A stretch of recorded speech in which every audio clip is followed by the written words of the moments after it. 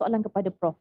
Bila bercakap soal franchise, kita tahu banyak jenama franchise yang syarikat induknya sama ada milik Zionis atau sekutu kuat Zionis yang terang-terangan menyumbang kepada persenjataan pengganas Israel. Jadi bagaimana BDS kenal pasti sama ada jenama franchise yang berada di negara ini wajar diboikot atau sebaliknya? Tanpa menyebut nama. Ya, tanpa menyebut mana-mana jenama. Nama kita sedang bercakap soal franchise. Bagaimana BDS kenal pasti? Franchise yang terlibat, ini adalah dilaporkan oleh berita antarabangsa. Widely known maknanya. Ini bukan perkara yang secret.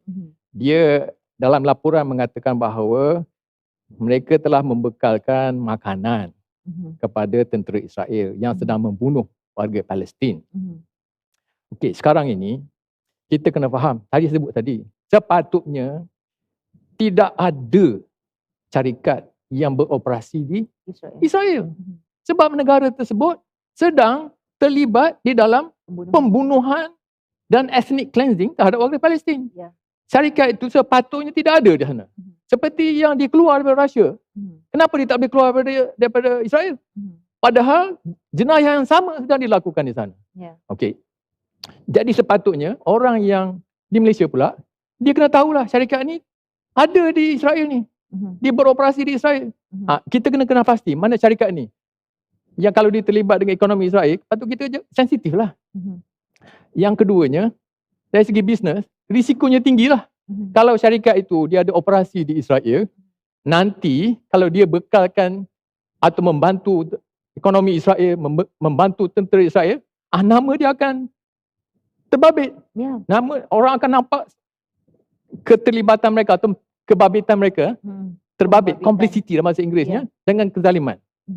Jadi ahli perniagaan yang cerdik, dia patut dah kaji risiko ini akan berlaku. Kalau tiba-tiba benda ni berlaku, kena salahkan diri sendiri sebenarnya. Kenapa terlibat dengan syarikat yang mempunyai operasi di Israel, kemudian syarikat tersebut ada franchise-nya membekalkan makanan secara berjumlah pula. Jadi mana-mana syarikat yang ada franchise ke ada subsidiary di Israel itu, dia akan menyokong, kemungkinan besar menyokong tentera Israel. Jadi kalau dia menyokong tentera Israel, janganlah terkejut jikalau masyarakat Islam seluruh dunia mempunyai tanggapan yang negatif terhadap syarikat tersebut dan ingin memboikot produk-produk yang dibekalkan oleh syarikat tersebut. Datuk Mufti, terdapat syarikat franchise yang mempunyai pendirian berbeza dengan syarikat induk, seperti tidak menyokong serangan, malah menyumbang pula kepada tabung kemanusiaan untuk Palestin. Ini bagaimana Datuk Mufti? Adakah dengan pemboikotan tersebut boleh mendatangkan mafsadah berbanding maslahah? Terima kasih. Sebelum saya pergi ke situ, sedikit saya nak ulas tentang pendirian kita di sudut strategi dan di sudut kita sebagai individu. Katakanlah tidak ada satu strategi, andaikan. Tetapi sebagai manusia, letak dulu sebagai seorang Muslim, manusia yang ada simpati pada orang lain. Kalaupun dunia tidak boikot, tapi kita akan rasa kita tak akan beli barang dia ni. Kalau kita tahu orang ni zalim, orang ni jahat, orang ni terlibat dengan banyak jenayah. Walaupun mungkin kita suka makan dia. Tapi selagi mana ia tak menjadi mudarat pada kita untuk mengelakkan bahan dia, kita akan lakukan. Apatah lagi sebagai satu orang Muslim. Bagaimana kita tergamak, macam saya kata tadi, untuk membeli barangan atau membantu secara langsung tidak langsung kepada Yahudi, sedangkan kita tahu saudara kita dibunuh di sana. Itu dulu. Katakanlah dunia tak ada strategi, tapi naluri insan atau at least naluri sebagai satu orang Muslim akan menolak hal ini. Akan menolak hal. Tak akan sanggup untuk terlibat dengan pihak yang sedemikian. Kemudian baru kita fikir bagaimana supaya tindakan kita itu berkesan secara jama'i ataupun secara kolektif. Adapun orang yang cari jalan, alah kalau boikot pun bukan berkesan pun. Dia mencari jalan alasan untuk diri dia sebenarnya, kemudian dia cuba nak babitkan orang lain seolah-olah macam untuk mengelakkan dia malu menggunakan produk itu, lalu dia berikan berbagai alasan. Lebih duka cita, sebahagian kata, kalau kita boikot, Kesianlah pekerja-pekerja kita ni, yang di tempatan kita ni. Dengan dia tidak lihat apa yang telah berlaku di Palestin. Bagi dia kematian di Palestin tu sikit, dan saya duka cita sebahagian orang kata, yang penting jaga negara kita dulu. Begitu lekeh nilai kemanusiaan sahaja, bukan nilai agama. Orang yang berada di UK, di States, di US, di negara-negara Eropah sendiri, walaupun kerajaan mereka punya pendirian yang berbeza, mereka mengambil tindakan di atas kemanusiaan mereka. Ini kan pula satu orang Muslim, Melayu, duduk dalam negara ini, dan ini duka cita. Kan? Kemudian, balik pada soalan tadi. Isunya sekarang macam disebut oleh Prof tadi. Tindakan yang diambil tu sejauh mana kita ingin melihat keberkesanan itu. Mungkin dia kata peratusan dia tak banyak. Tetapi kesan daripada boikot itu, dia bukan boikot soal ekonomi saja, tetapi soal bagi menyatakan pendirian kita, bagi menyatakan bantahan kita, bagi menyatakan sikap kita kepada semua yang terbabit dengan dia. Kita benci pada orang yang pukul satu orang Muslim tu, kita pun tak nak kawan yang pergi kawan dengan dia. Kita tak nak kawan juga dengan dia. Umpamanya, orang tu tak kira lah dia zalim satu orang, dia kata bukan aku yang zalim, aku kawan dia je. Kita pun tak nak kawan dengan dia. Sebab apa? Dia baik sangat dengan orang itu. Dan ini adalah sikap kita.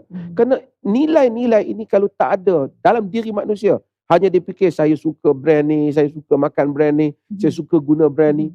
Kepentingan dia telah merentasi segala nilai agama, bahkan nilai kemanusiaan. Saya ingat ini pada tahap yang begitu parah sebagai manusia ataupun sebagai insan di atas dunia ini.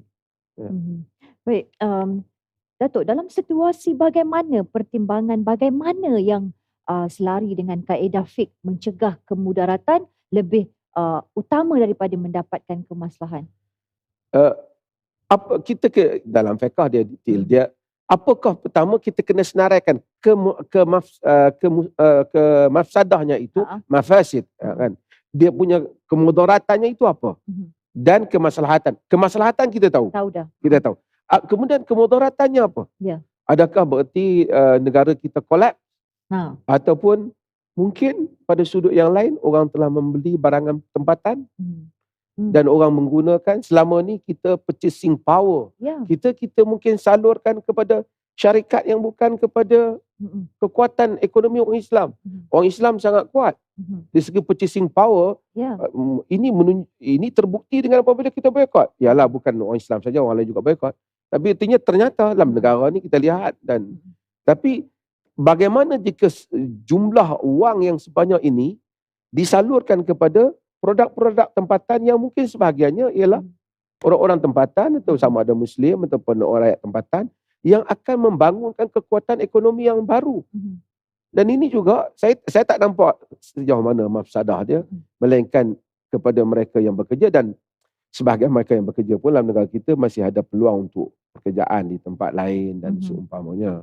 Habis tinggi mungkinlah dalam sebulan dua dia kena cari kerja baru lah. Tapi tidak seperti mudarat yang lebih besar yang telah terkena pada rakyat Palestin. Dan juga tidaklah sampai negara kita kolap dengan apa yang berlaku.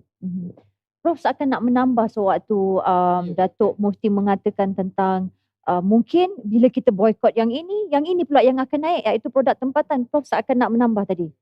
Sebelum itu saya nak cerita bahawa pengorbanan yang ditunjukkan oleh golongan bukan Islam di Amerika Syarikat jauh lebih baik daripada yang rakyat Malaysia. Contoh yang bimbang tentang pekerjaan. Sekarang ini di Amerika Syarikat ada ribuan penyokong-penyokong Palestin di kalangan yang dah bekerja dan juga yang pelajar-pelajar sudah disenaraikan oleh golongan Zionis. Jadi apa tujuan dia? Siapa-siapa yang disenaraikan mungkin dibuang kerja ataupun yang pelajar-pelajar universiti tak boleh dapat kerja. Jadi ini adalah risiko mereka-mereka yang menyokong perjuangan Palestin. Tetapi mereka sanggup. Mereka sanggup. Walaupun dia akan hilang kerja pun, tak dapat kerja tak apa. Sebab dia kata dia tak boleh tengok kesengsaraan yang dialami oleh Palestin. Beribu-ribu orang dibunuh, dia kata tak apalah, tak dapat kerja pun tak apa. Dia tetap akan berjuang untuk menegakkan kebenaran dan juga membela rakyat Palestin. Jadi orang-orang Islam ni dia kena belajar daripada sikap orang-orang bukan Islam ni yang memberi perhatian kepada nilai kemanusiaan. Orang Islam kadang-kadang nama Islam tapi dari segi sikap kemanusiaan ni dia memalukan ya.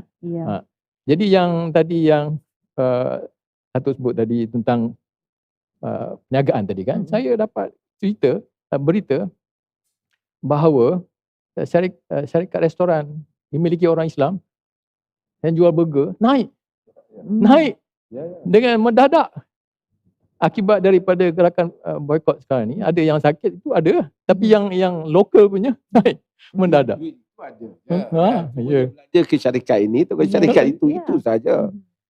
Dan insya-Allah ini memberi peluang lebih cerah untuk kadang-kadang sikit saya tambah. Teruskan Datuk. Kadang-kadang ialah brand ni kita makan ataupun kita ambil syarikat tertentu ni. Kadang-kadang kita pun tanya, pasal apa awak beli barang tu? Dia pun tak tahu kerana dah jadi macam semua orang beli kan. Tapi satu hari kalau kita ada benda yang boleh trigger dia punya kebiasaan itu, dia berubah, dia rasa bahawasanya banyak lagi produk lain yang mungkin lebih baik daripada apa yang dia terbiasa selama ni. Sikit saya nak tambah hal satu tentang demonstrasi ni. Saya pernah sertai 2-3 kali demonstrasi di London pasal Palestin. Saya kadang-kadang kagum dengan mereka yang non-Muslim. Walaupun mereka tak tahu apa pakai macam ni juga, letak. Kadang-kadang orang Islam dah ada yang semangat, mereka pun takbir juga kalau mereka tak tahu apa makna. So kadang-kadang saya tengok demonstrasi di kota-kota besar, negara-negara maju ni jauh lebih berani. Kalau kita tengok risiko macam mana polis mereka ambil tindakan, heret mereka. Kalau saya rasa itu kadang-kadang tak ada. Hatta dalam negara kita ni kadang-kadang kita nak kena, saya sebut, Islam kita ni yang kita anuti ni, dia telah menjadi Islam yang kadang-kadang mandul di sudut keupayaan dan keberanian untuk menyatakan pendirian. Islam kita ni lebih kepada entertainment, suka-suka, senyum-senyum, makan-makan, gelak-gelak. Saya bukan kata ini tak ada, tetapi begitu. Kenapa ustaz ni suka gelak-gelak sikit, senyum-senyum sikit. Akhirnya dia tidak ada Islam yang bersifat perjuangan. Itu terpinggir dalam kehidupan. Semua orang fikir Islam dalam bentuk petua-petua, yang petua nak cantik ke, petua nak kaya ke, petua nak banyak ni, petua. Maka apabila datang kepada isu-isu yang seperti ini, duka cita. Kadang-kadang tengok pakaiannya nampak macam agak beragama, tapi pendiriannya tidak begitu beragama dalam isu-isu yang membabitkan Palestin dan isu-isu kemanusiaan yang lain. Kalau negara Arab, bukan saja negara Arab yang jauh pada Palestin, negara pemimpin Palestin sendiri di tebing barat, mungkin Mahmud Abbas kita sebut je di sini. Kalau nak ikut dia dari segi keupayaan, ialah mungkin tak setara, memanglah tak setara.